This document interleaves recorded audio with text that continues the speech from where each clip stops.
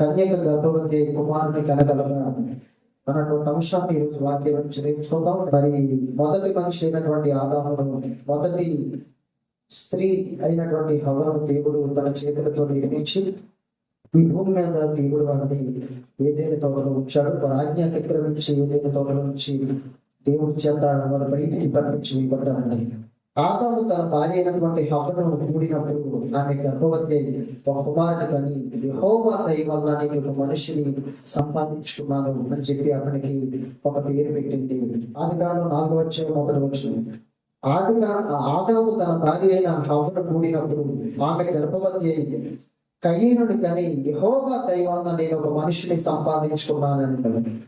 ఇక్కడ మనం చూసినట్లయితే భూమి మీద మనుషులకు పిల్లలు కలగాలి అని అంటే భార్య భర్తలు ఒకటిగా చేయబడాలి. ఇక్కడ చూడండి, మనం చూసినట్లయితే ఆదాము తన భార్య అయిన హవ్వని కూడినప్పుడు ఆమె గర్భవతి అయి ఉందండి. అంటే స్త్రీ పురుషుల కలయిక వలన భూమి మీద పిల్లలు పుడతారు, వారి సంతానము కలుగుతుంది. అదే స్త్రీ పురుషుల కలయిక లేకపోతే సంతానం కలుగుతుంది, భూమి మీద పిల్లలు కలగరండి. ఈ ఆదికాండం 4వ అధ్యాయంలో మనుషులకి పిల్లలు కలగాలంటే స్త్రీ పురుషుల కలయిక అవసరం, లేకపోతే పిల్లలు కలగరండి. అయితే కన్యక గర్భవతిగా చేయబడి కుమారుని కనగలదా అన్నటువంటి విషయాన్ని కానీ మనం పరిశీలన చేసినట్లయితే మత్తయి రాసిన సువార్త 1వ అధ్యాయం 22వ వచనం. ఇదిగో కన్యక గర్భవతి అయి కుమారుని కను, ఆయనకు ఇమ్మానుయేలు అని పేరు పెట్టుదురు. ఆది కాండంలో మనం చదివితే హవ్వ ఎలా గర్భవతి అయిపోయిందనంటే ఆదాము తన భార్య అయిన హవ్వను కూడినప్పుడు హవ్వ గర్భవతి అయి ఒక కుమారుని కన్నది. మత్తయి రాసిన సువార్తలోకి వచ్చేసరికి దేవుడు ఏమని చెప్తాడంటే, ఇదిగో కన్యక గర్భవతి అయి అన్నాడు. కన్యక గర్భవతి అయి ఒక కుమారుని కను, ఆయనకు ఇమ్మానుయేలు అని పేరు పెట్టుదురు. ఆది కాండంలోనేమో ఆదాము హవ్వ కలయిక వలన ఒక కుమారుడు పుట్టితే హవ్వ గర్భవతిగా చేయబడి, క్రొత్త నిబంధనకు వచ్చేసరికి దేవుడేమో ఒక అద్భుతమైనటువంటి విషయాన్ని తెలియజేస్తున్నాడండి. మనుషులకు ఆశ్చర్యం కలిగించే విషయాన్ని తెలియజేస్తున్నాడు. మనుషులు నమ్మలేని ఒక విషయాన్ని దేవుడు తెలియజేస్తున్నాడు. ఏంటంటే కన్యక గర్భవతిగా చేయబడుతుంది, ఒక కుమారునికి అంటాది అని చెప్తున్నాడు. ఇది మనం ఆలోచన చేస్తే మనుష్యులు నమ్మలేని ఒక గొప్ప నిజం. ఒక కన్యక గర్భవతి అయిందనుకోండి, ఆమె ఏదో అపరాధం పొరపాటు చేసి ఉన్నది కాబట్టి అలాగ అయింది అనుకుంటారు. కానీ ఏ అపరాధం ఏ పొరపాటు లేకుండా గర్భవతి అయిందనుకోండి, షాక్, ఆశ్చర్యపోతారంటే వండర్. అది ఆశ్చర్యం, మనుషులకు అసాధ్యం, నమ్మలేనటువంటి పరిస్థితి. మనుషులు నమ్మరు. నేటి దినాల్లో అనేక మంది క్రైస్తవ వ్యతిరేకులు, క్రీస్తు వ్యతిరేకులు, బైబిల్ వ్యతిరేకులు ఏమని ప్రశ్నించారంటే కన్యక ఎలా గర్భవతి అయిపోయింది? కన్యక అయినటువంటి మరియ భూమి మీద మనుషులందరూ కూడా భార్య భర్తలుగా చేయబడి అప్పుడు ఆ స్త్రీ గర్భవతి అవుతుందేమో కానీ అసలు పెళ్ళే అవ్వకుండా కన్యకగా ఉన్నటువంటి వ్యక్తి ఎలా గర్భవతి అయిపోయింది? ఆ కన్యక గర్భవతిగా చేయబడి యేసుక్రీస్తు ఎలా పుట్టాడు, నీ దేవుడు ఎలా పుట్టాడు, నీ ప్రభు ఎలా పుట్టాడు అని అడుగుతున్నారండి. అలా అడిగే వారికి దేవుడు బైబిల్లోనే అద్భుతమైనటువంటి విషయాలు చెప్పాడండి. అద్భుతమైనటువంటి విషయాలు చెప్పాడు. ఆ విషయాన్ని చెప్తే భూమి మీద ఉన్నటువంటి వారు ఎవరైనా సరే సైలెంట్ అయిపోవలసి, ఇంకా మరి నోటి మాట రాదండి, ఇంకా సౌండ్ ఉండదు. ఎందుకంటే దేవుడు ఆన్సర్ అలా ఉంటుంది, దేవుని సమాధానం అలా ఉంటుందండి. మత్తయి రాసిన సువార్తలో దేవుడు ఏమో చెప్తున్నాడు, మరోసారి చదువుకోండి, చూడండి ఒకసారి.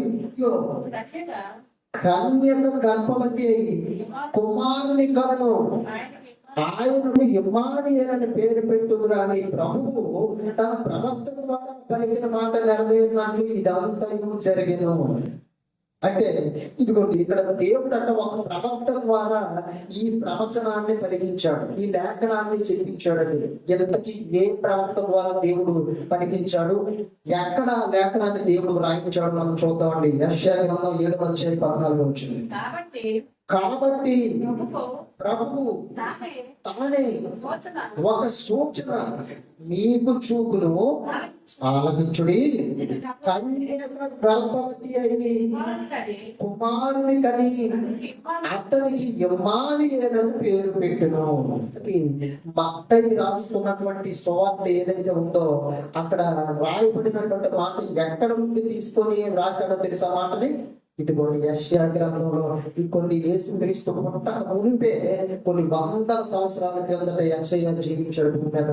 ఆ యెషయా ప్రవక్త ద్వారా దేవుడు నోటితో కలిగించినటువంటి మాట ఏంటంటే, దేవుడు చెప్తున్నాడు చూడండి 14వ వచనంలో, కాబట్టి ప్రభువు తానే ఒక సూచన మీకు చూపును అని చెప్పాడండి. సూచన ఇక్కడ మీరు జాగ్రత్తగా చూడాలి. సూచన లేదా ఒక గుర్తు. సూచన ఏంటండి? ఒక గుర్తు, ఒక సూచన, ఒక చిహ్నం, ఒక గుర్తుని మీకు చూపిస్తున్నాడు, ఒక గుర్తుని మీకు తెలియజేస్తున్నాడు. ఇదిగో ఆ గుర్తు ఏంటి, ఆ సూచన ఏంటంటే, ఆలోచించండి, కన్యక గర్భవతి అవుతుంది. చూడండి ఎంత గొప్ప విషయం చెప్పాడు. అంటే పెళ్లి కాని ఒక స్త్రీ గర్భవతిగా చేయబడుతుంది అన్నటువంటి విషయాన్ని చెప్పాడండి. మనుషులు ఆశ్చర్యపోయే విషయం. ఏమో చెప్తున్నాను చూడండి, కన్యక గర్భవతి కుమారుని కని అతనికి ఇమ్మానుయేలు పేరు పెట్టును అని చెప్పాడండి. అంటే యేసుక్రీస్తు గురించి చెబుతున్నటువంటి మాట ఇది. యేసుక్రీస్తు పుట్టక మునిపే యెషయా ప్రవక్త ద్వారా దేవుడు పలికించినటువంటి లేఖనం, యెషయా ప్రవక్త ద్వారా దేవుడు పలికించినటువంటి ప్రవచనం ఇది. అంటే ఏంటి సూచన అంటే, మరి కన్యక గర్భాన్ని పుట్టినటువంటి వ్యక్తి ఇమ్మానుయేలు లేదా యేసు అని పేరు పెడతారని మత్తయి సువార్తలో చదువుకుంటున్నాం మనం. అంటే ఎవరైతే కన్యక గర్భాన్ని పుడతారో ఆ వ్యక్తి గురించి ఒక సూచన చెప్పాడు. ఇదిగో ఒక సూచన నేను చెప్తున్నాను అన్నాడు. అంటే ఒక గుర్తు. ఎవరు పెడతారు? యేసుక్రీస్తు కాదు, ఎవరు పెడతారు? ఇమ్మానుయేలు కాదు. పేరు పెట్టుకున్నంత మాత్రం యేసు అయిపోరు, పేరు పెట్టుకున్నంత మాత్రం ఇమ్మానుయేలు అయిపోరు. కొత్త నిబంధనలో ఇంకో పేరు ఉందండి, మరి యేసు అనుకున్నటువంటి పేరు కూడా ఉంది. అంత మాత్రంలో ఆ యేసు ఒకరైపోయింది. ఎవరు యేసు క్రీస్తు అని పిలువబడతారని అంటే, ఇదిగో కన్యక గర్భాన పుట్టినటువంటి వ్యక్తి యేసు అని పిలువబడతాడు, లేదా ఇమ్మానుయేలు అని పిలువబడతాడని దేవుడు ముందుగానే యేసుక్రీస్తు పుట్టక మునిపే ఈ ప్రవచనాన్ని యెషయా ప్రవక్త ద్వారా దేవుడు పలికించాడు. ఇప్పుడు మత్తయి సువార్తలో మళ్ళీ వెళ్ళిపోతాం. సువార్త 1:22 వచనాన్ని మనం ఒకసారి చదువుతాం. ఆమె కుమారుని కనును తన ప్రజలను వారి పాపముల నుండి ఆయనే రక్షించిన కనుక ఆయనకు యేసు అని పేరు పెట్టుదువనెను. ఇదిగో కన్యక గర్భవతి కుమారుని కనును ఆయనను ఇమ్మానుయేలని పేరు పెట్టుదనని ప్రభువు తన ప్రవక్త ద్వారా పలికిన మాట నెరవేరినట్లు ఇదంతయు జరిగెను. అంటే దేవుడు పలికిన మాట నెరవేరాలి, ప్రభు పలికిన మాట నెరవేరాలి. ఎప్పుడు నెరవేరాలంటే ఆయన ఒక సమయాన్ని నిర్ణయించాడు, ఒక కాలాన్ని నిర్ణయించాడు. ఆ కాలంలో, ఆ సమయంలో ఆ ప్రవచనం నెరవేర్పు జరుగుతుంది. యెషయా పలికినట్టే ప్రవచనం నెరవేర్పలేదు. యెషయా పలికి సుమారు 100 సంవత్సరాలు అయిన తర్వాత దేవుడు ఒక కాలాన్ని నిర్ణయించాడు. ఆ కాలంలో దేవుడు దూతను పంపించాడు, మరియ దగ్గరికి దూతను పంపించాడు. ఆ దూతకి ఏమని మాట్లాడుతున్నాడు ఇప్పుడు మనం జాగ్రత్తగా చూడాలండి. లోక రాసిన సువార్త 1:24 నుంచి 6వ నెలలో గబ్రియేలు దేవదూత గలిలయలోని నజరేతు అనే ఊరిలో దావీదు వంశస్థుడైన యోసేపును ఒక పురుషునికి ప్రదానం చేయబడిన కన్యక యొద్దకు దేవుని చేత పంపబడెను. ఇక్కడ మీరు జాగ్రత్తగా చూడండి. దేవుడు తన దూతైనటువంటి గబ్రియేలుని నజరేతు అనబడినటువంటి ఊరిలోకి పంపించాడు. ఎందుకు పంపించాడనంటే, ఎవరి దగ్గరికి పంపించాడంటే, దావీదు వంశస్థుడైన యోసేపు అను ఒక పురుషునికి ప్రదానం చేయబడిన కన్యక యొద్దకు దేవుని చేత పంపబడిన. అంటే యోసేపు అనబడిన ఒక వ్యక్తి ఉన్నాడు, అతనికి ఒక స్త్రీ, ఒక కన్యక ప్రదానం చేయబడింది. ఇంకా బిల్లు అయిపోలేదండి, ప్రధానం మాత్రమే చదివింది. దేవుడు అక్కడ పంపించాడు, దూతను పంపించాడు. అప్పుడు ఏం జరిగింది? 25 వచ్చింది. ఆ కన్యక పేరు మరియా. ఇంతకీ యెషయా గ్రంథంలో చెప్పబడినటువంటి కన్యక, మత్తయి సువార్తలో చదువుకున్నటువంటి కన్యక, ఇదిగోండి ఇక్కడ లోకా సువార్తలో ఇంకా క్లియర్ గా దానికోసం దేవుడు చెప్తున్నాడు. ఆ కన్యక దగ్గరికి దేవుడు దూతలు పంపించాడని ఆ కన్యక పేరు కూడా ఇక్కడ రాయిస్తున్నాడు. ఏంటి అది ఆ కన్యక పేరు అంటే మరియా. అంటే యెషయా గ్రంథంలో దేవుడు ఇదిగో ఒక సూచన మీకు చూపిస్తున్నాను, ఆలోచించండి. ఒక గుర్తు ఏంట గుర్తు అంటే ఇదిగో కన్యక గర్భవతి అన్నాడండి. కన్యక గర్భవతి అన్నాడు కానీ అక్కడ ఏం చెప్పలేదు యెషయా గ్రంథంలో. ఎందుకంటే మరి అప్పుడు పుట్టలేదు, యేసుక్రీస్తు అప్పుడు లేదు, మరీ పుట్టలేదు, యోసేపు లేడు, ఎవరు లేరు. కొన్ని వందల సంవత్సరాల కింద చెప్పబడిన ప్రవచనం అది. అయితే మరియ పుట్టిన తర్వాత మరియ దేవుని సంగమంలో ఎప్పటి నుంచి ఉంది? దేవుడు తన ప్రవక్త ద్వారా కలిగినటువంటి ప్రవచనం ఏదైతే ఉందో అప్పటి నుండి కూడా మరియ దేవుని సంగమంలో ఉందండి. అంటే కొన్ని వందల సంవత్సరాలు పోయాక భూమి మీద ఒక స్త్రీ పుడుతుంది, ఆవిడ పేరు మరియ అని పెట్టబడుతుంది. ఆవిడ ద్వారా యేసుక్రీస్తు భూమి మీదకి జన్మించబోతున్నాడు అన్నటువంటి ఆ ప్రణాళిక, ఉద్దేశం మరియ పుట్టక మునిపే దేవుడు మరియ గురించి రాయించాడు. ఇదిగో కన్యక గర్భవతి కుమారుని కంటదని యెషయా ప్రవక్త ద్వారా దేవుడు రాయించాడండి. ఆ దూత లోపలికి వచ్చి ఆమెను చూచి, దయాప్రాప్తురాల నీకు శుభము, ప్రభువు నీకు తోడై ఉన్నాడని చెప్పాను. ఆమె మాటకు బహుగా తొందరపడి ఈ శుభవచనం ఏమిటో అని ఆలోచించుకోవచ్చుగా దూత, మరియా భయపడకము, దేవుని వలన నీవు కృప పొందితివి అని చెప్తాడని. ఎప్పుడైతే దూత వచ్చి దయాప్రాప్తురాలా నీకు శుభమని చెప్పాడో, ఏంటి శుభవచనం అని చెప్పి మరి అట ఆలోచన పడిపోయింది అటండి. ఏం చెప్తున్నాడు దూత, ఏంటి శుభవర్తమానం ఏంటని చెప్పి ఆలోచించుకోకుండా దూత ఏమంటున్నాడు తెలుసండి? ఆమె మాట బహుగా తొందరపడి శుభవచనం ఏంటని ఆలోచించుకుంటుండగా దూత, మరియా భయపడకు, నీవు దేవుని వలన కృప పొందితివి. మరియా నువ్వు భయపడవు, ఏదో నేను చెబుతానని, ఏదో వర్తమానాన్ని చెప్తానని, అది ఎలాంటిదో అన్న సంగతిని భయపడిపోవద్దు. ఇదిగో దేవుని కృప నీ మీద ఉంది. నీవు గర్భము ధరించి కుమారుని కని ఆయన యేసు అని పేరు పెట్టుదువు అని చెప్పండి. ఇదిగో కన్యకవి కానీ ఇదిగో దేవుని కృప నీ మీద ఉంది. ఏం చెప్తాడు? నీవు గర్భము ధరించి కుమారుని కని ఆయనకి యేసు అని పేరు పెట్టుదువు అని చెప్పండి. ఇప్పుడు మీరు జాగ్రత్తగా చూడాలి, ఇది శుభవచనమా భయపడే వచనమా? పెళ్లి కానీ ఒక స్త్రీ ఉందండి, దేవదూత వచ్చాడు, వచ్చి నీకు దేవుని కృప నీ మీద ఉంది, నువ్వు గర్భం తెలుస్తావని చెప్పాడు అనుకోండి. అవతల వ్యక్తి ఫీలింగ్స్ ఎలా ఉంటాయి? అప్పటికి ఏం చేయబడింది? ఆవిడ ప్రదానం చేయబడింది. ఇప్పుడు గర్భం ధరిస్తే అవతల వ్యక్తి పెళ్లి చేసుకోగలండి, చేసుకోడు. ఇప్పుడు అది అంత భయంకరమైన వార్త మీరు అర్థం చేసుకోండి. అంటే శుభవచనమే తర్వాత, కానీ ముందు విన్నప్పుడు కాబట్టి ఎలా ఉన్నది? భయపడిపోయింది. నేను కన్యకని, నేను గర్భం ధరించటమా? మరి నాకు చూస్తే మగమందికి పెళ్ళి అవ్వాలి, ప్రదానం చేయబడింది, నేను ఈ సమయంలో గర్భం ధరించడం అని చెప్పి అప్పుడు ఏమంటుంది చూడండి కిందని 32 వచ్చిన, ఆయన గొప్పవాడే సర్వోన్నతుని కుమారుడు ప్రభు అయిన దేవుడు, ఆయన తండ్రి అయిన దావీదు సింహాసనమును ఆయనకి ఇచ్చిన, ఆయన యాకోబు వంశస్థులను యుగయుగములు ఏలును, ఆయన రాజ్యము అంతం లేనిదై ఉండినని ఆమెతో చెప్పేది. 34 వచ్చిన. ఇప్పుడు చూడండి జాగ్రత్తగా. అందుకు మరియా, నేను పురుషుని ఎరగని దానిని ఇది ఎలాగూ జరగనని దూతతో అనగా, అప్పుడు మరి అడుగుతుంది, అయ్యా నువ్వు చెప్పావు బాగానే ఉంది, నేను కన్యకని గర్భం ధరిస్తానని చెప్తున్న బాగానే ఉంది, నేను కన్యకని, ఇంకా పురుషుని ఎరగలేదు, వివాహం కాలేదు, మరి ఎలా జరుగుతుంది అసలు? ఇది అసాధ్యం కదా, ఇది జరిగే పని కాదు కదా. భార్య భర్తలు కలిస్తేనే కదా ఇంకో నాకు గర్భం వచ్చి ఇప్పుడు పిల్లలకి అంటాను, అసలు నాకు ప్రధానమైంది పెళ్ళే అవ్వలేదు, అసలు ఇది ఎలా జరుగుతుంది? ఇది అసాధ్యమైన పని కదా, ఇది జరగదు కదా, ఇది ఎలా జరుగుతుంది అని మరి అడుగుతుందండి. అనేక మంది క్రైస్తవేత్తలు, అనేక మంది క్రీస్తు విరోధులు ఏమంటున్నారంటే, కన్యకి ఎలాగండి గర్భం ధరించేస్తాం, కన్యకి ఎలా కుమారుని కనేసింది, కన్యకి ఏ విధంగా జన్మనిచ్చేసింది యేసుక్రీస్తుకి, అసలు ఇది ఎలా సాధ్యం అని అడుగుతుంటే సమాధానం కరెక్ట్ గా బైబిల్లో నుండి చెప్పగలగాలి. సమాధానం బైబిల్లో నుండి చెప్పగలిగితే అవతల వ్యక్తి ఎంత గొప్పవాడైనా సరే సైలెంట్ అయిపోతాడండి. ఎందుకంటే దేవుడు అటువంటి విషయాలు బైబిల్లో రాయించింది.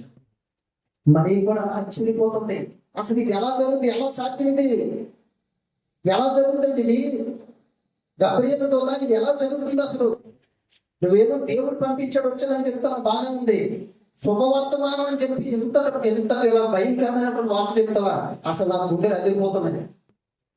నేను చూస్తే ప్రదానం చేయబడ్డాను, 11 రోజులు పెళ్లి ఉంది, నువ్వు చూస్తే ఇప్పుడేమో కన్య గర్భవతిగా నేను చేయబడతానని దేవుడు కృపణామది ఉందని చెప్తాను. అసలు ఇది ఎలా సాక్షి, నేను అసలు పురుషుని అనడం దానినే, ఇంకా మాకు పెళ్లి అవ్వలేదు, పెళ్లి అయిన తర్వాత ఇదిగో దేవుడు పిల్లలు ఇస్తాడంటే అది వేరే విషయం, కానీ పెళ్లి కాకముందే పిల్లలు ఇస్తానంటాడంటే అది చాలా భయపడే వార్త. ఏంటి అసలు నేను మాట్లాడుతుంది ఏంటని చెప్పి మరీ భయపడిపోతున్నాను. అప్పుడు ఏం జరిగింది చూద్దాం. 34 రోజులు అందుకు మరి నేను పురుషుని ఎరిగిన దానినే ఇది ఎలా జరిగినని దూతతో అనగా, దూత ఇప్పుడు చెప్తున్నాడు చూడండి, గబ్రియలుతో చెప్తున్నాడు అసలు ఎలా జరుగుతుందో, ఏ విధంగా జరిగిందో. మరియా కన్యకైనటువంటి మరియను గర్భవతిగా దేవుడు ఎలా మార్చాడు ఇక్కడ చెప్తున్నాడు చూడండి, ఎలా గర్భవతిగా చేయబడిపోతుందో. పరిశుద్ధాత్మని ఏమేమి వచ్చును, సర్వోన్నత శక్తి నిన్ను కమ్ముకొను, కనుక పొట్టబో శిశువు పరిశుద్ధుడై దేవుని కుమారుడు అనబడును చెప్పండి. అంటే నీ గర్భాన్ని ఒక కొడుకు పుడతాడు, కానీ నీ కొడుకు కాదు. బాగా మనుషులందరూ అనుకుంటున్నారు మరియమ్మ కన్యకి ఎలా జన్మించేసింది, పిల్లవాలంటే ఆవిడ గర్భం ఎలా వచ్చింది అని మనుషులు అనుకుంటే దేవుడికి చెప్తున్నాడు, పుట్టబోయే శిశువు నీ కొడుకు కాదు, నీ గర్భం ద్వారా పుడతాడు కానీ నీ కుమారుడు కాదు. పుట్టబోయే శిశువు ఎవరి కుమారుడుగా పిలబడతాడు, దేవుని కుమారుడు అని చెప్పాడు. ఎలా సాక్ష్యం, మీరు జాగ్రత్తగా చూడాలి. ఈ విషయం మనకు అర్థం అవ్వాలంటే బైబిల్లో ఇంకొక విషయాల గురించి మనం తెలుసుకోవాలి, అప్పుడే అది మనకు క్లియర్ గా అర్థం అవుతుంది. ఆదికాండం 18:9 వారంతనితో నీ భార్య అయిన శార ఎక్కడ ఉన్నదని అడగగా అతడు ఇదిగో గుడారములో ఉన్నదని చెప్పిన దేవుడు అడుగుతున్నాడు. అబ్రహాంకి దేవుడు వచ్చాడు, అబ్రహాం మంచి భోజనం పెట్టాడు. అప్పుడు దేవుడు అడుగుతున్నాడు, నీ భార్య అయినటువంటి శార ఎక్కడ ఉంది అబ్రహాము అని అడిగాడంటే, అప్పుడు అబ్రహాం ఏమని జవాబు చెప్తున్నాడు, అదిగో గుడారంలో ఉందయ్యా, అదిగో గుడారంలో ఉన్న భార్య, గుడారంలో ఉన్న భార్య అని చెప్తాడు. 10వ అందుకు ఆయన మీదటికి ఈ కాలమున యొక్కకు నిత్యముగా మరలా వచ్చేదను, అప్పుడు నీ భార్య అయిన శారకు ఒక కుమారుడు కలుగునని చెప్పాను. శార ఆయన వెనుక ఉండిన గుడారపు ద్వారం వినుచుండేను. అందరూ జాగ్రత్తగా కాదండి. దేవుడు అబ్రహాము దగ్గరికి వచ్చాడు, అబ్రహాము బ్రతికిలాడాడు, అయ్యా నా ఇంటికి రండి భోజనం చేసి కాసేపు విశ్రాంతి తీసుకొని అప్పుడు మీరు వచ్చినటువంటి పని మీద మీరు వెళ్ళవచ్చని చెప్పినప్పుడు దేవుడు అబ్రహాము దగ్గరికి వెళ్ళాడు. అబ్రహాం మంచి భోజనం పెట్టాడు. అప్పుడు దేవుడు అబ్రహామును అడుగుతున్నాడండి, అబ్రహాము నీ భార్య ఎక్కడ ఉందంటే, అయ్యా ఇదిగో గుడారంలో ఉంది నా భార్య అని చెప్పాడండి. ఇదిగో మీదకి మరి మళ్ళీ నేను మీ దగ్గరికి వస్తాను, అప్పుడు నీ భార్య ఒక కుమారుని కంటది అని చెప్పాడు. ఈ భార్య ఒక కుమారుని కంటది అని చెప్పాడు.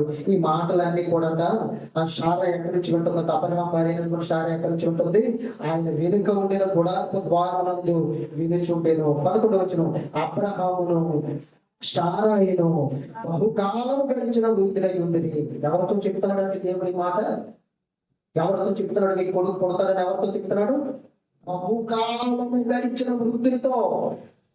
బహుకాలము గడిచిన వృద్ధులతో అంటే బహుకాలం గడిచిన వృద్ధులు అంటే 80, 90, 100 సంవత్సరాల వయసు కలిగిన ముసలి వాళ్ళతో దేవుడు మాట్లాడుతున్నాడండి.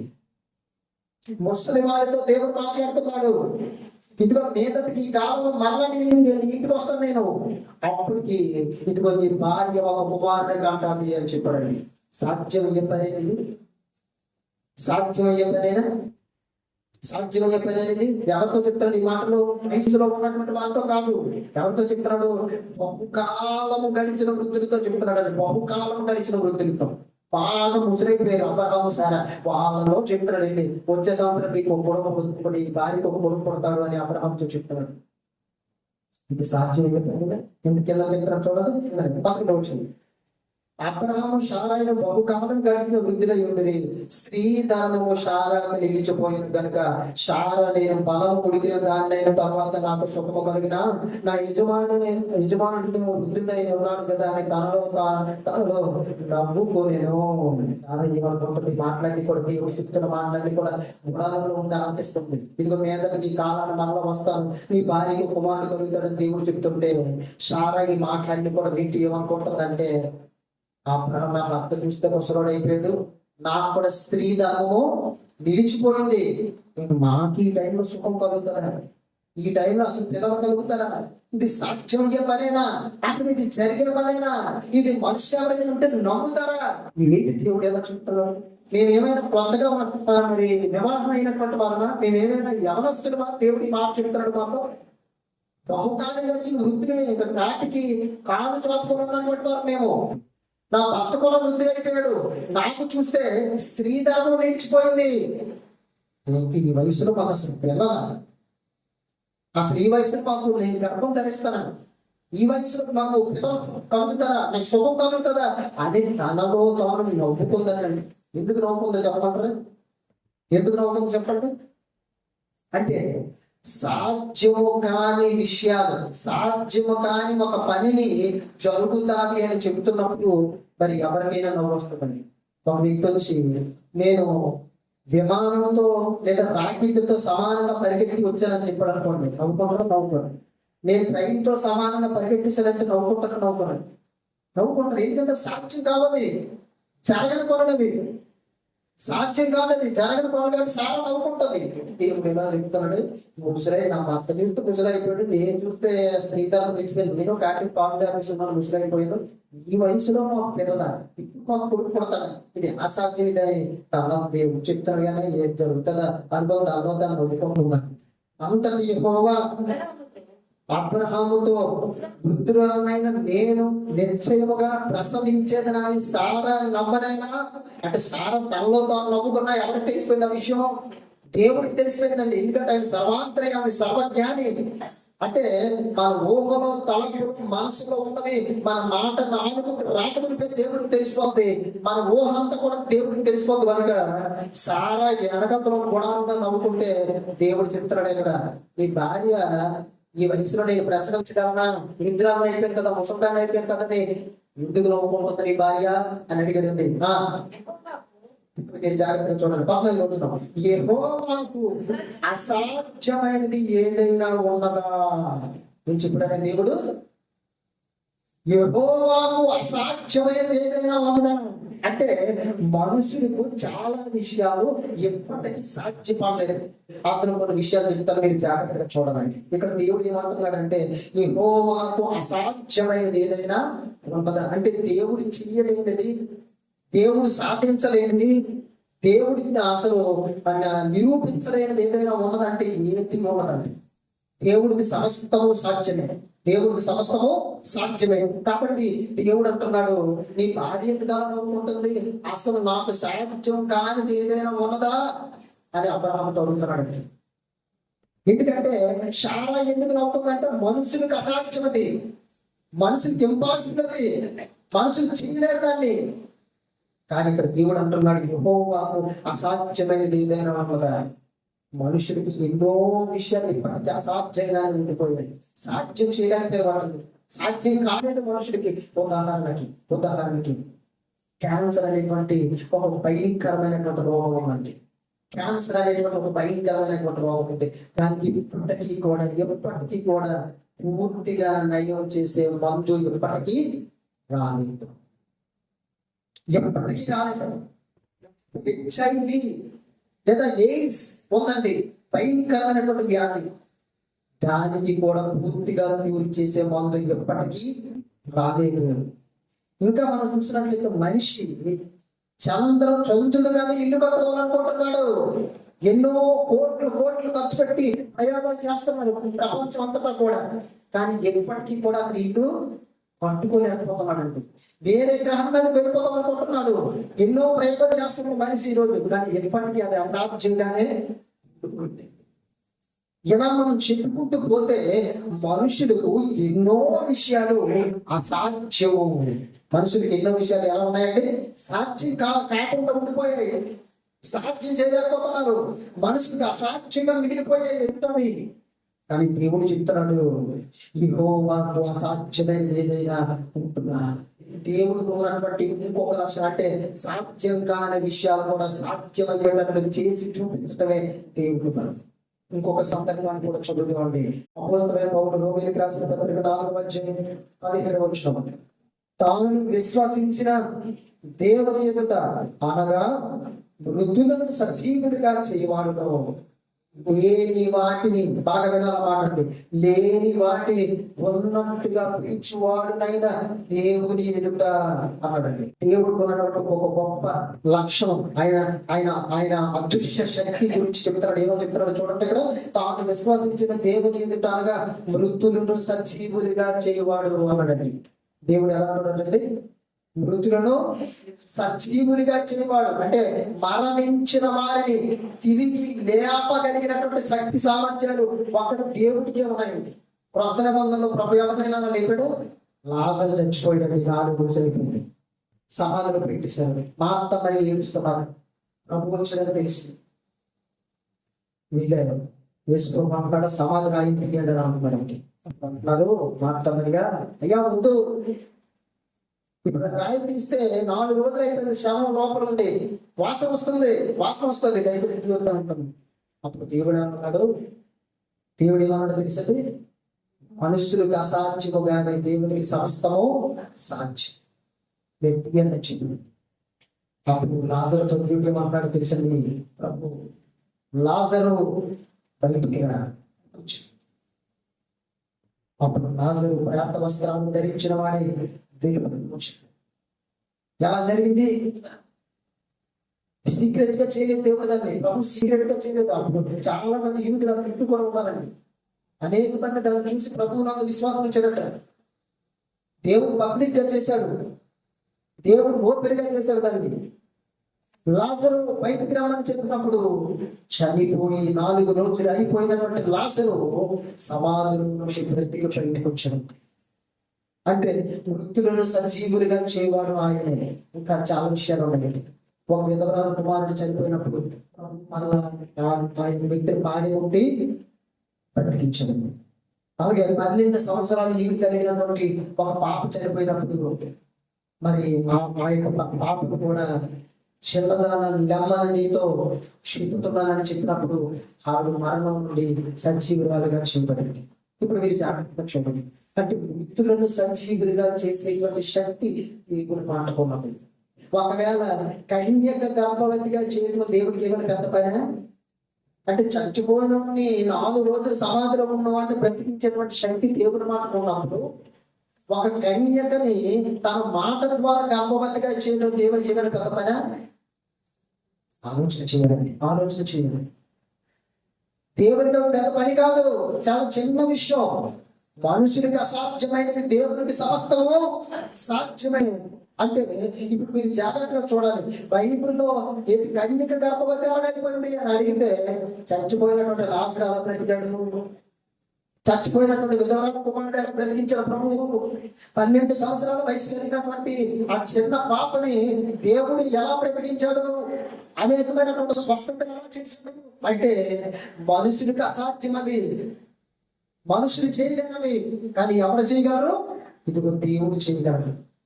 కాబట్టి కన్యకని లేదా మరియా కన్యకగా ఉన్నప్పుడు ఆయన మాటతో గర్భవతిగా చేయటం అనేటువంటి దేవుడు పెద్ద విషయం, చిన్న విషయం, అది చాలా అల్పమైన విషయం. అది మనుషుల విషయాన్ని ఏదో గొప్పగా చూస్తున్నారు. మరి గొప్ప విషయం అంటే 4 రోజులు సమాధి కూడా గుండిపోయినట్టు డెడ్ బాడీ బయటకు వచ్చిందంటే ఎంత గొప్ప విషయం అది. మరి 12 సంవత్సరాలు ఈడు కలిగినటువంటి ఆ శతాధిపతి యొక్క కుమార్తె చచ్చిపోయినప్పుడు మరి ఆ యొక్క వ్యక్తిని బ్రతికించేటట్టు అదంత గొప్ప విషయం. విధవరాలి యొక్క కుమారుడు మరి చనిపోతే పాడేరు మోసుకొని వెళ్ళిపోతున్నప్పుడు ప్రభు మార్గ మధ్యలో ఎదురయ్యి ఆమె విధవరాలని చూసి ఆమె ఏడుస్తుందని చూసి ప్రభు ఏం చేశాడంటే పాడెను ముట్టి లేమని చెప్పినప్పుడు చచ్చిపోయినటువంటి పాడె మీద లేచి కూర్చున్నటువంటి విషయం అంత గొప్ప విషయం. మనుష్యునికి అసాధ్యమైనది దేవుడు సాధ్యం చేసి చూపించగలరు. అది పవర్ ఆఫ్ గాడ్, అది దేవుని శక్తి. ఈ కన్యకగా మరియను గర్భవతిగా ఆయన నువ్వు గర్భవతిగా లేఖనం ద్వారా లేఖనం ఆవిడ జీవితంలో నెరవేరడానికి చేయడం దేవుడి పెద్ద విషయం కాదు, చిన్న విషయం అది. వాక్య భాగాన్ని మనం అర్థం చేసుకుంటే దేవుడు చేసిన కార్యాలతో చూస్తే అది చాలా చిన్న విషయం. ఇప్పుడు ఆ కింద ఇంకొక అద్భుతమైన విషయం చెప్తున్నాను చూడండి. అద్భుతమైన పౌరులతో దేవుడు రాయిస్తున్నాడు చూడండి. మృతులను సజీవులుగా చేయవాడు, లేని వాటిని బాగా జరగని వాటిని లేని వాటిని ఉన్నట్టుగా పిలిచేవాడునైనా దేవుడు ఎదుట. లేని వాటిని అనడమే, లేని వాటిని. ఈ సృష్టికి పూర్వం ఏమీ లేదు. ఆకాశం లేదు, భూమి లేదు, నక్షత్రాలు లేవు, సూర్యుడు లేడు, చంద్రుడు లేడు, ఏమీ లేవు. అంత శూన్యం, అంత శూన్యం, ఏమీ లేదండి, అంతా కూడా శూన్యం. దేవుడు లేని వాటిని ఉన్నట్టుగా పిలిచేవాడు. అంటే ఏమీ లేదు, సూర్యుడు, చంద్రుడు, నక్షత్రాలు, గ్రహాలు, విశ్వం ఏమీ లేదు, గెలాక్సీలు ఏమీ లేవండి. అప్పుడు దేవుడు ఏమని పైకాడు జాగ్రత్తగా చూడాలి. అది కాదు మొదట 3వ వచనం. దేవుడు వెలుగు కమ్మని పలకగా వెలుగు కలిగెను. బాగా వినాలి. దేవుడు ఏమని పలికాడంటే వెలుగు రావాలి అని పలికాడు. అప్పుడు వెలుగు లేదు, కానీ ఏమని పలికాడు దేవుడు? లేని వాటిని ఉన్నట్టుగా పిలిచే దేవుడు. వెలుగు అనేది లేదు, కానీ దేవుడు చెప్తాడు వెలుగు రావాలి అని చెప్పాడండి. వెంటనే వెలుగు వచ్చినట్టు, వెంటనే వెలుగు వచ్చిందంటండి. ఇంకా ఇంకా చూద్దామండి, ఇంకా చూద్దామండి. 6వ వచనాన్ని 7వ వచనాన్ని కూడా చదువుతాం. మరియు దేవుడు జనముల మధ్య ఒక విశాలం కలిగి ఆ జనము ఈ జనమును వేరుపరచుగా కానీ పలికెను. దేవుడు ఆ విశాలము చేసి విశాలము కింది జనమును విశాలమైన జనమును వేరుపరచుగా ఆ ప్రకారం ఆయన. దేవుడు ఏం చెప్పాడు తెలుసా? జనముల మధ్య ఒక విశాలం కలగాలి, ఆ జనములు ఈ జనములు వేరుగా ఉండాలి అని పలికాడు. ఆ జనములు ఈ జనములు వేరుగా ఉండాలి అని పలికాడు. 9వ వచనం చదువుతాం. దేవుడు ఆకాశం గ్రంథంలో జలం ఒక చోటనే కోర్చబడి ఆరిన నేల కనబడుగా కానీ పలకగా ఆ ప్రకారం ఆయన ఆరిన నేలకు భూమి అని పేరు పెట్టేదాము. చూసారండి, లేని వాటిని ఉన్నట్టుగా పిలిచి, లేని వాటిని ఉన్నట్టుగా పిలిచే దేవుడు నీటిని, వేరుని, భూమిని, జలాన్ని వేరుపరిచే విశాలమును దేవుడు లేని వాటిని ఉన్నట్టుగా పిలిచాడండి. ఆ యొక్క అధ్యాయం కూడా మనం చూసినట్లయితే దేవుడు అంటే గడ్డిలించే విత్తనాలను చెట్లు భూమి మీద తమ జాతి ప్రకారం తమను విత్తనముల ఫలం నుంచి ఫలవృక్షములను భూమి మొలిపించును కాక పలకగా ఆ ప్రకారం అప్పటికి విత్తనమే లేదు, చెట్టు లేదండి. విత్తనమే లేదు, చెట్టు లేదు, రెండు లేవు. కానీ తమ జాతి ప్రకారం విత్తనం నుంచి చెట్టులు గట్టి భూమి మీద మొలిపించుగా పెరిగాడంటే పెరిగాడు. వెంటనే అవన్నీ కూడా గ్రాఫిక్స్ లో చూపించినట్టు మొత్తం భూమి అంతా కూడా పిలిచాడు. లేని వాటిని ఉన్నట్టుగా పిలిచాడు. అంటే జరగని వాటిని జరిగించి చూపించే దేవుడు, లేని వాటిని ఉన్నట్టుగా పిలిచే దేవుడు. వీటితో పోల్చుకుంటే మీరు జాగ్రత్త విన్నారు. ఇంకా మనం పగటి పూట సూర్యుని, రాత్రి పూట చంద్రుని, నక్షత్రాలకు కాలమైన పలకగా ఆ ప్రకారం అయిపోయిందని, సముద్రం దాని మీద ఉన్నట్టు దాని ఉన్నటువంటి సమస్త జీవరాశులు కాలమైన పలికినప్పుడు ఆ ప్రకారం అయిపోయిందని ఇవన్నీ కూడా మనం చూడగలుగుతాము. లేని వాటిని ఉన్నట్టుగా పిలిచే దేవుడు. ఇప్పుడు ఇన్ని సృష్టి విశ్వాన్ని కలిగించినటువంటి దేవుడు లేని వాటిని ఉన్నట్టుగా పిలిచే దేవుడు మరియను గర్భవతిగా చేయటం పెద్ద విషయం, చిన్న విషయం అండి. కన్యకను గర్భవతిగా చేయటం పెద్ద విషయం, చిన్న విషయం, చాలా అల్పమైన విషయం దేవుడి దృష్టి. కానీ మనిషి ఏం తీసుకుంటున్నాడు? కన్యక గర్భవతి అయిపోయింది, మనుషుడికి అసాధ్యం కదా. మనుషుడికి అసాధ్యమే, కానీ ఎవరికి సాధ్యం? దేవునికి సాధ్యం, దేవునికి సాధ్యం. మరి శాపం కూడా అలాగే అనుకుందండి. ఇంకటి వయసు అయిపోయింది, ఈ టైంలో మా పిల్లలు నా కొడుకు కొడతాడా అనుకుంటాను, నేను ఈ టైంలో గర్భం ధరిస్తానా అనుకుందండి. ఏంటి 100 సంవత్సరాలు చదువుతాం. ఇప్పుడు రోమిలికి రాసిన పత్రికలు చదువుతాను చూడండి. రోమిలికి రాసిన పత్రిక 4వ అధ్యాయం 18వ వచనం నుంచి చదువుతామండి. నీ సంతానం ఎలా ఉండునని చెప్పిన దాన్ని బట్టి తన అనేక జనములకు తండ్రి ఎదురట్లు నిరీక్షణకు ఆధారం లేనప్పుడు అతడు నిరీక్షణ కలిగి నమ్మెను, మరియు అతడు విశ్వాసంలో బలహీనుడు కాగా ప్రమాదమే 100 ఏళ్ల వయసు గలవాడే ఉండి అప్పటికి తన శరీరము మృతతుల్యమైనట్టును శారా గర్భమును మృతతుల్యమైనట్టును ఆలోచించిన గాని ఆ విశ్వాసం వల్ల దేవుని వాగ్దానం గురించి సందేహింపక దేవుని మహిమపరిచి ఆయన వాగ్దానం చేసిన దాన్ని నెరవేర్చుటకు సమర్థుడని రూఢిగా విశ్వసించి విశ్వాసం వలన పలుకు పొందేవాడు. దేవుడు అబ్రహాముతో మాట్లాడినప్పుడు, శారాతో దేవుడు శారా గురించి చెప్పినప్పుడు వారిద్దరు కూడా 100 సంవత్సరాల వయసుకి వెళ్ళిపోయి శరీరం మృతతుల్యమైపోయి శారా గర్భం ఉడికిపోయి స్త్రీ గర్భం నిలిచిపోయి మనుషులకి ఇంకా అసాధ్యం జరగదు ఇక చేయలేని మనుషులు ఇంకా ఆవిడ పిల్లల కలగరు. ఆవిడ గర్భం ధరించడం అనేటువంటిది ఎంత అసాధ్యమైన పనో బాగా వినాలి. శారా గర్భం 100 సంవత్సరాలప్పుడు శారా గర్భం ధరించడం మనుషుల పరంగా ఎంత అసాధ్యమైన పనో, శారాకి స్త్రీ గర్భం నిలిచిపోయినప్పుడు శారా గర్భం ధరించడం ఎంత అసాధ్యమైన పనో క్రొత్త నిబంధనలో స్త్రీ లేదా కన్యక గర్భం ధరించడం కూడా అంతే అసాధ్యమైన పని. బాగా వినాలండి.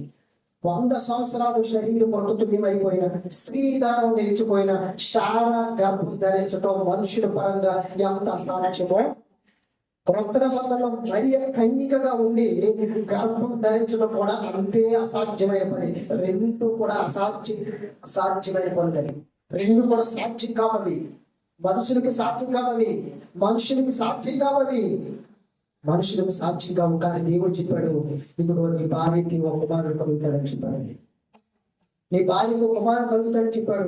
ఇప్పుడు మనం చూసినట్లయితే అబ్రహాం అట తన శరీరాన్ని చూసుకొని మృతతుల్యం అయిపోయి శరీరం ఇంకా మృత్యువులోకి మరణంలోకి వెళ్ళిపోయి అంత ముసలివాడిగా మారిపోయి తన భార్య కూడా గర్భం దిగిపోయి ఆవిడ కూడా ముసలిదే అయిపోయినప్పుడు అసలు గర్భం రావడానికి ఛాన్సే లేనప్పుడు, అవకాశమే లేనప్పుడు శారాకి ఇట్లా క్రొత్త నిబంధనలో కన్యకైనటువంటి మరి కూడా గర్భం రావడానికి ఛాన్సే లేదు.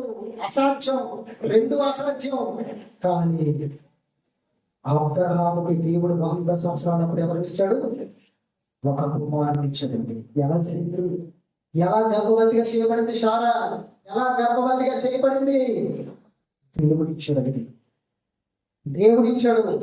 వాక్యము వలన వృద్ధురాలైన ముసలిదానైనటువంటి శారా గర్భం తెరవబడి శారా గర్భంలో ఇస్సాకు ఎలాగ ప్రవేశపెట్టబడ్డాడో క్రొత్త నిబంధనలో కన్యకగా ఉన్నటువంటి మరియ గర్భంలో కూడా యేసుక్రీస్తు అలాగే ప్రవేశపెట్టబడ్డాడు. అర్థమైందండి తేడా? ఈ రెండింటి మధ్య పోలిక మీకు అర్థమైందా? 100 సంవత్సరాల శరీరం మృతతుల్యం అయిపోయి శారా స్త్రీదానం నిలిచిపోయినటువంటి శారా గర్భంలో ఇస్సాకు వాగ్దాన రూపంలో దేవుడు ఇచ్చాడు. వాగ్దానం చేసిన వాగ్దానాన్ని బట్టాక దేవుడు ఆయన చేసిన వాగ్దానం బట్టి ఎలాగైనా చూడండి, దేవుడు మహిమపరిచి ఆయన వాగ్దానం చేసిన దాన్ని నెరవేర్చుటకు సమర్థుడు అని దేవుడిని నమ్మాడండి. దేవుడిని నమ్మాడు. ఇప్పుడు అది అసాధ్యమైతే ఇది కూడా అసాధ్యమే. అర్థమైందండి? అది సాధ్యమైతే ఇది కూడా ఏమవ్వాలి? కనిక గర్భవతిగా చేయడం ఏమవ్వాలి? సాధ్యం అవ్వాలి. చేసి చూపించడం దేవుడు, చేసి చూపించడం. అంటే మృతతుల్యం అయిపోయిన శారా గర్భంలో అసలు ఛాన్సే లేని శారా గర్భాన్ని తెచ్చి కుమారుని ఇచ్చాడు. అసలు గర్భం రావడానికే ఛాన్స్ లేని కన్యక గర్భాన్ని తెరిచి ఇక్కడ కూడా కుమారుని ఇచ్చాడు. అతడి దేవుడు అంటే అది దేవుడు. ఇప్పుడు ఆ మృతతుల్యం అయిపోయినటువంటి శారా గర్భం తెరబడి కుమారుని కన్నారా అబ్రహాం? శారా ఇస్సాకు అని పేరు పెట్టారా? అది జరిగింది కదా లెటర్లుగా. మరి అది జరిగేటప్పుడు ఇది జరిగించడం దేవుడికి పెద్ద గొప్ప విషయం? చాలా చిన్న విషయం, చాలా చిన్న విషయం. అక్కడేమో మృతతుల్యం అయిపోయి స్త్రీ దానం నిలిచిపోయింది, శరీరం మృతతుల్యం అయిపోయింది, గర్భం ఉడికిపోయింది, అసలు గర్భం రావడానికి ఛాన్స్ లేదు, నో ఛాన్స్. ఇక్కడ కూడా కన్యకైనటువంటి మరి గర్భం రావడానికి ఛాన్స్ లేదు, నో ఛాన్స్. ఎందుకంటే వాడు కన్యక. కానీ దేవుడి కార్యాలు ఎలా ఉంటాయంటే అక్కడ అసాధ్యమైనది సాధ్యం చేసి చూపించాడు, ఇక్కడ కూడా అసాధ్యమైనది సాధ్యం చేసి చూపించాడు. That is our God. ఆయన మన దేవుడు. అంటే రెండింటి మధ్య పోలిక ఏంటంటే ఇస్సాకు కూడా అసలు పుట్టడానికి నో ఛాన్స్. కానీ వాగ్దానం వల్ల పుట్టాడు, వాక్యం వలన ఇస్సాకు పుట్టాడు. ఎక్కడ కూడా యేసుక్రీస్తు పుట్టడానికి నో ఛాన్స్ కన్యక గర్భాన్ని. కానీ ఇక్కడ కూడా ప్రవచనం బట్టి వాక్యం వలన, వాగ్దానం వలన యేసుక్రీస్తు కన్యక గర్భంలో ప్రవేశపెట్టబడ్డాడు. అందుకే ఆవిడ మరి అడుగుతుంది, అయ్యో నేను కన్యకనే, నేను పురుషుని ఎరగని దాన్నే, ఇది ఎలా సాధ్యం అంటే దూత చెప్తాడు, గబ్రియేలు దూత, సర్వో పరిశుద్ధాత్మ నీ మీదకి వచ్చిన సర్వోన్నత శక్తి నిన్ను కమ్ముకొనును అనండి.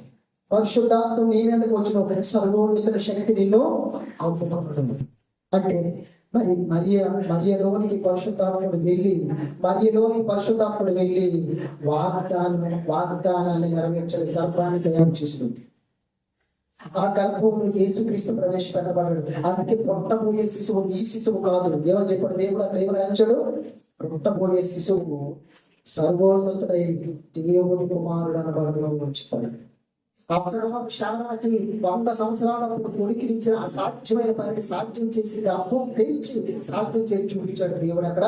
ఇక్కడ కూడా గర్భం రావడానికే ఛాన్స్ లేనటువంటి మరియు కూడా గర్భం తెరిచి ఇదిగో యేసుక్రీస్తుని జన్మింపజేశాడు భూమి మీద. సాధ్యం కానీ ఈ పనిని కూడా చేసి చూపించాడు దేవుడు. మనుషులకు అసాధ్యమైనది దేవుడికి సమస్తము సాధ్యమైనది.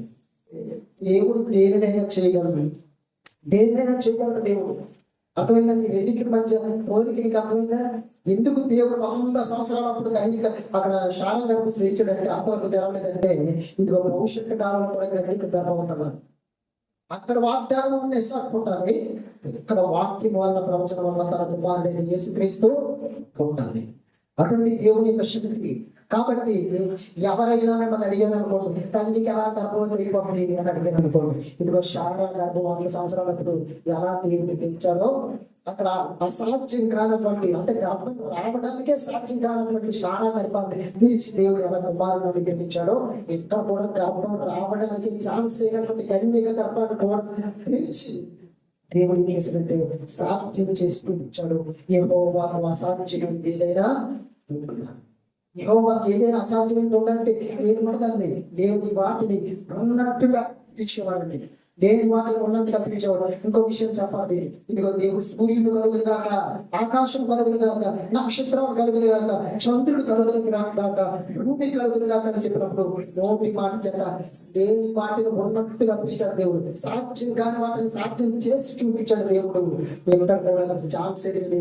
మరియమ్మ గర్భాన్ని, కన్యక గర్భాన యేసుక్రీస్తుని ఉద్భవింపజేసి జన్మింపజేసి చూపించాడండి. దేవునికి సమస్తము సాక్షి.